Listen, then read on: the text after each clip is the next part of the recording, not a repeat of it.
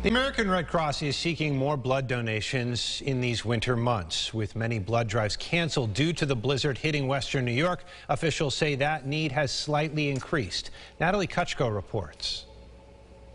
A consistent need for blood strengthened after the devastating storm affecting much of Erie County in recent days. We're in a makeup mode right now, but again, we're hoping people step forward and help us out wherever possible. Michael Tedesco of the American Red Cross of Western New York says blood supply remains a concern, despite hospitals in our region keeping a steady amount on hand. Every day there are traumas, there are surgeries, there are cancer patients who need transfusions of platelets, so that never ends. All that said, we are in a much better position today than we were a year ago. As donations have increased tenfold since the start of the pandemic, the Red Cross is encouraging more to bring in the new year. The need never goes away. The need is consistent. We're counting on the generosity of Western New Yorkers. They've always maintained that tradition of giving in many different ways. As an incentive during the month of January, anyone who gives blood is offered the chance to win 2 tickets to the Super Bowl with airfare and lodging included.